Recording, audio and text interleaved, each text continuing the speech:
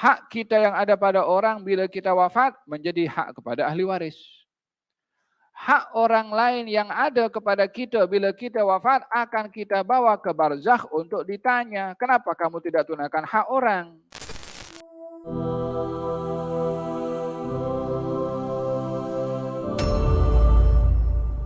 Kita di dalam sunnah dan syariat Nabi Muhammad sallallahu alaihi wasallam, kita disunnahkan untuk meletakkan wasiat, mencatat wasiat, mempunyai wasiat.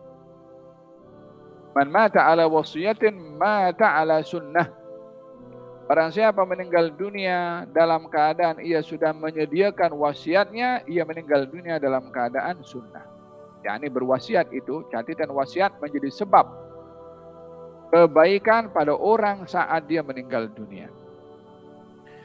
Dalam hadis yang lain beliau bersabda, tidak sepatutnya bagi seorang beriman berlalu 2 malam melainkan wasiatnya sudah tercatat. Jangan sampai tak ada wasiat. yakni seakan-akan setiap 2 malam kena diperhatikan mana yang perlu diupdate pada wasiat itu. Karena wasiat itu terkait dengan hak diri atau hak orang lain yang ada kepada kita.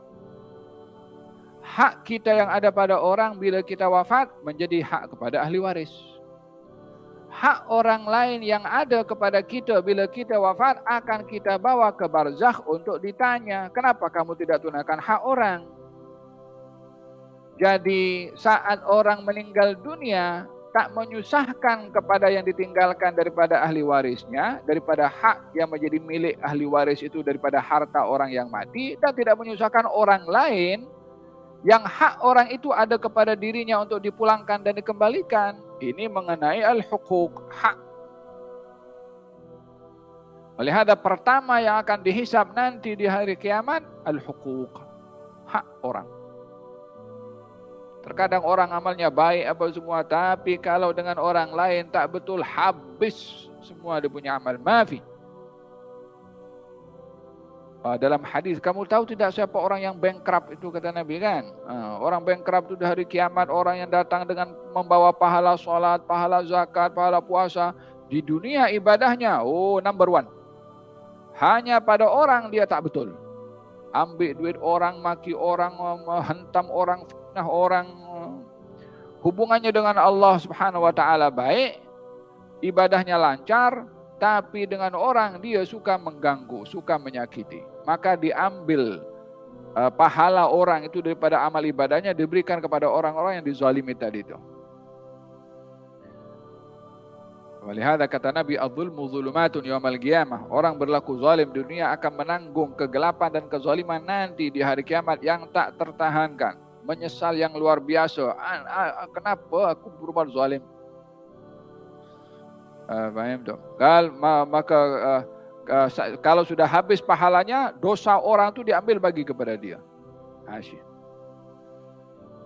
Faham tak? Ada berkenaan yang terkait dengan hak orang. Walihada fil hadis dinyatakan ketika jenazah itu dibawa, ditanya oleh Nabi, dia ada hutang atau tidak? Kalau diberitakan ada hutang, kamu saja sholat. Nabi tak mau sholat. Apa sebab? Pasal kalau Nabi sholat Nabi akan jadi syafaat kepada dia, sementara dia ada hak sementara orang lain ada hak kepada dia.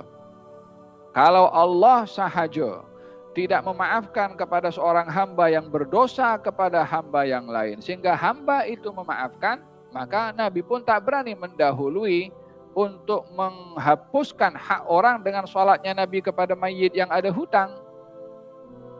Maka Nabi enggan untuk melakukan sholat, sehingga ada orang yang menjaminnya. Faham dong?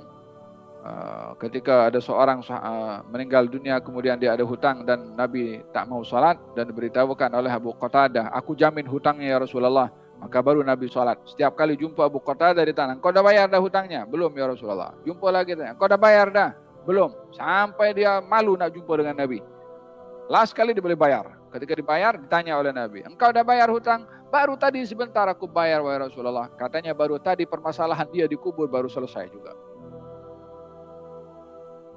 Faham tak?